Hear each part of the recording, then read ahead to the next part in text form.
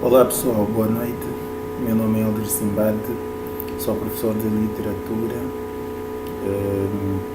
Vocês têm de me perdoar pela forma como me apresento, mas é nesse instante que surgiu essa vontade de falar, de fazer essa videoaula,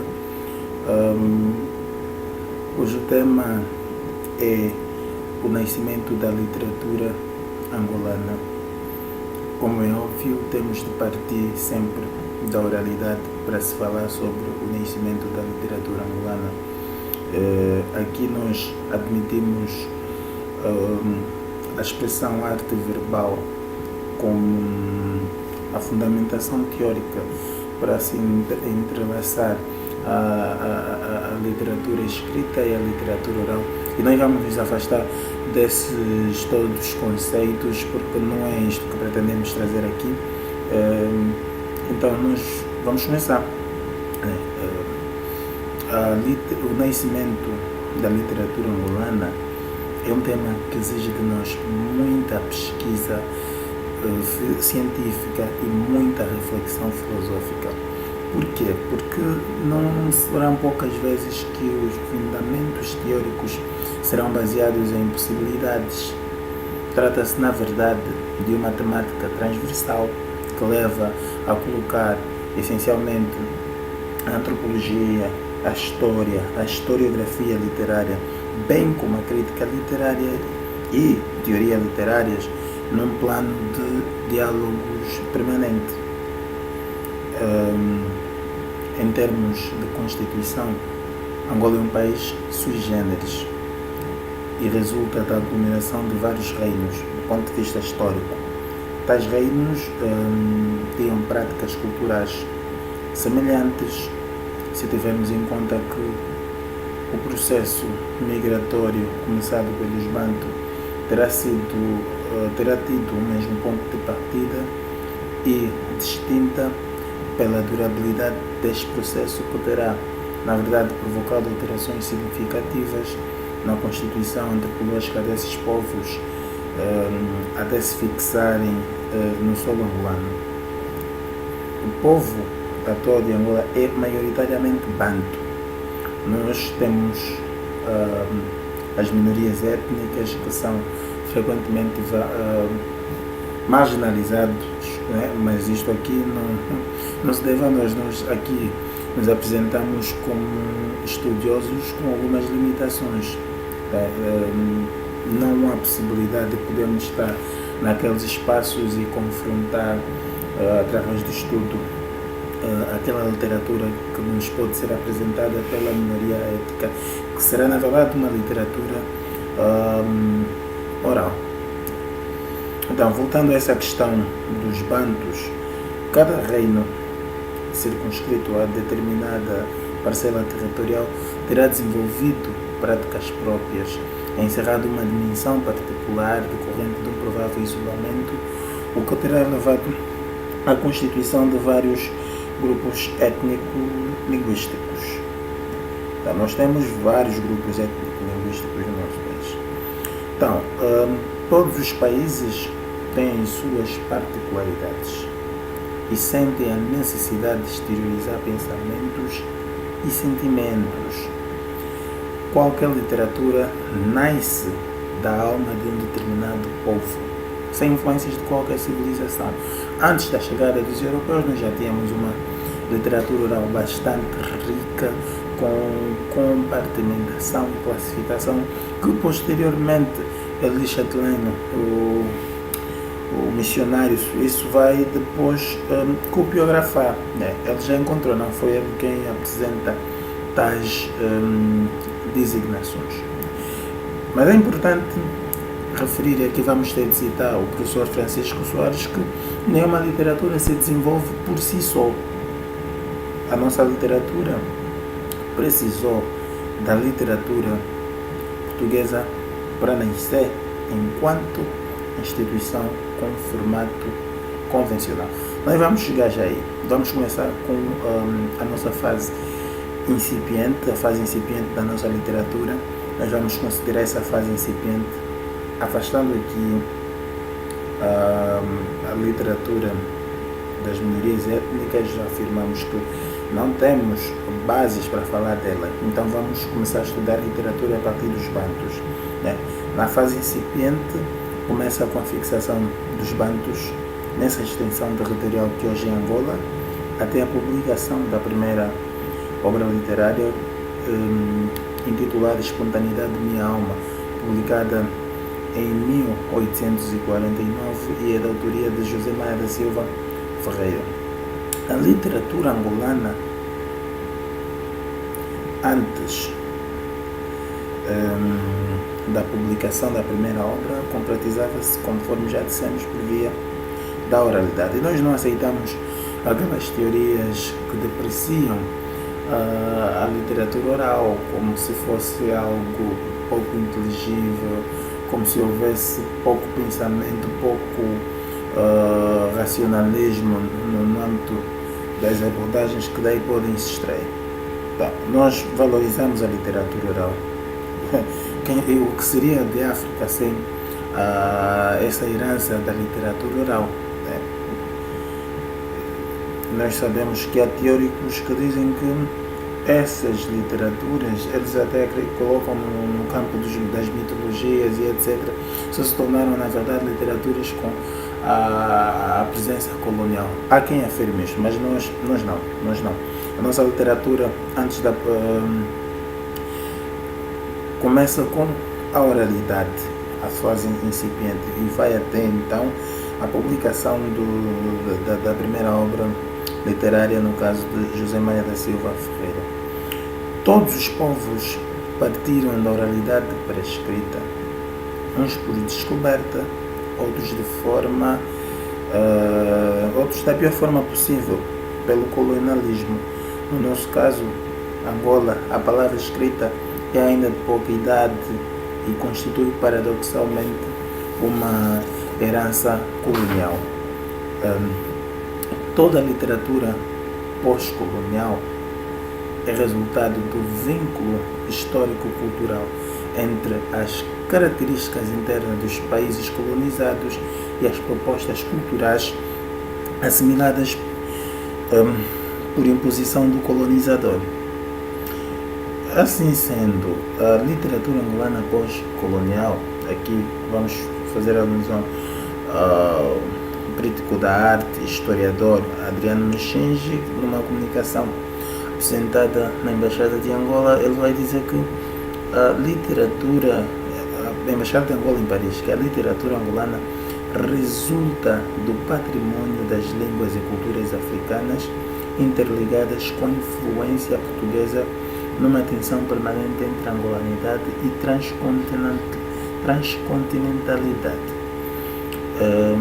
Assim, podemos afirmar que a literatura angolana, de modo geral, configurará, como diria o estudioso Jorge Macedo, na sua poética da literatura angolana, uma poética de motivação oral, salvo algumas exceções. Então,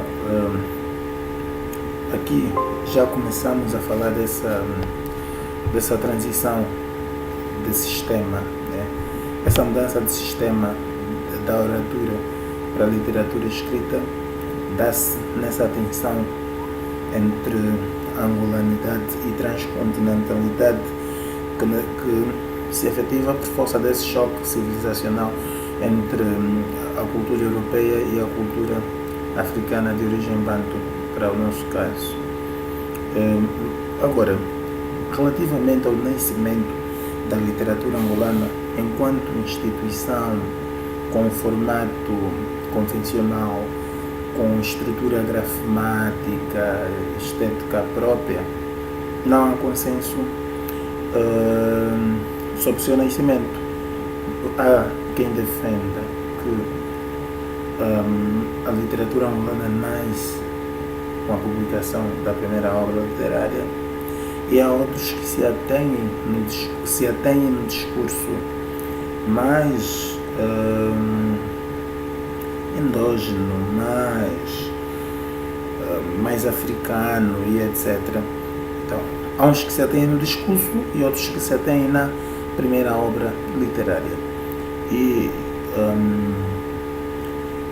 dos que se atém na primeira obra literária, podemos citar, por exemplo, Pires Laranjeira, que afirma que a literatura angolana começa na sua obra Literaturas Africanas de Expressão Portuguesa, um título também muito controverso no âmbito dos estudos literários africanos. Pires Laranjeira vai dizer que a literatura angolana começa com a publicação da obra de José Maria da Silva Ferreira, como já dissemos, Espontaneidade da Minha Alma, e depois vai incluindo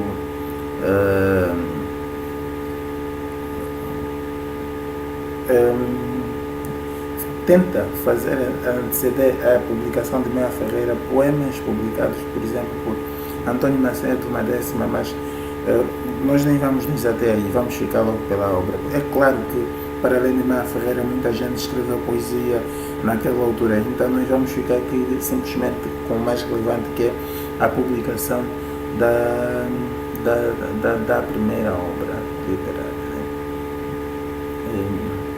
Então, primeira obra literária, Meia Ferreira, na opinião de Pires Laranjeira, e vão concordar com ele Hamilton Russell, Verdosa, Alfredo Margarido, entre outros tantos. Há uma posição, uma contracorrente, que é defendida apenas publicamente, porque desconheço as obras em que o autor em questão terá dito. Então, vamos dizer, conhece-se essa teoria a partir das declarações públicas de Luís Canjembo e seus símbolos, que advoga que a literatura angolana terá começado efetivamente com Cordeiro da Mata. Na visão de Hamilton Russell, por exemplo, Cordeiro da Mata reconhecia a necessidade de uma renascença africana. É provavelmente, ou terá sido, este conteúdo mais autóctone e supostamente mais geral do que o apresentado por Meia Ferreira, que terá feito com que Meia Ferreira dedicava exclusivamente a sua obra As Senhoritas de Benguela. É possivelmente esse conteúdo mais autóctone, mais africano, que terá feito com que este autor tenha este posicionamento.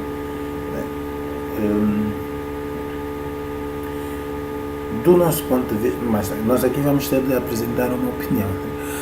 Meia Ferreira, na verdade, dedica a sua obra às Senhoras de Benguela. Estamos a falar de 1849. As Senhoras de Benguela não dedica a sua obra às Senhoras de Lisboa ou às Senhoras de Rio de Janeiro. Meia Ferreira é uma personagem da nossa literatura que viajou muito viveu em diferentes partes, entre Brasil, Portugal, Angola. Não sei bem se terá vivido também em Portugal, mas terá influência pelo menos daquele espaço social benguelense que estava permanentemente em contato com Portugal. Aliás, todo o país em si estava permanentemente em contato com Portugal. Mas se formos ler Meia Ferreira, infelizmente eu não tenho aqui a obra, ele tem um poema muito extenso, onde estabelece uma relação de assimetria e de comparação entre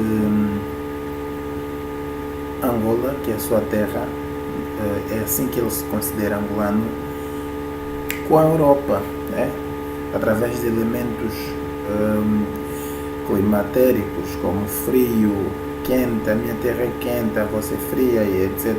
Um poema que, sem sombra de dúvida, o insere imediatamente para a literatura angolana. São opiniões que nós vamos respeitar, pese embora consideremos doxográficas, com algum tom de negritude e etc. Eu acho que quando estamos no âmbito dos estudos literários devemos evitar abordagem desta natureza. A consciência negra, a consciência branca, a consciência mulata não existe. no âmbito dos estudos. O que tem de existir é estudo, é racionalismo, é análise das obras. Ok, então vamos dar continuidade. Eu considero, na verdade, e peço desculpas por essa mudança de forma de tratamento, ora nós, ora eu, peço desculpa, o mais importante é vocês se aterem à nossa aula. Eu considero que Maia Ferreira e Cordeiro da Mata são os precursores de uma literatura cuja formação se dá efetivamente ou ter atingido a sua maturação no declinar dos anos de 1940, né? No declinar das décadas de 40 do século XX, com o surgimento do movimento dos novos intelectuais de Angola, cujo grito de força era "Vamos descobrir Angola". Contudo, as grandes ações deste movimento, bem como a visibilidade dos seus manifestos artísticos, ganham um corpo definido na década de 50, por isso é que falávamos no declinar da década de 40. Essa geração, né, constituída pelo movimento dos novos intelectuais de Angola, essa geração institui pela primeira vez uma poética que, pese embora tivesse bebido de correntes literárias euro-americanas, vislumbrava-se de tonalidades africanas. Por esse facto, não se pode negar o peso que esse período tem para o aparecimento efetivo da instituição literatura angolana.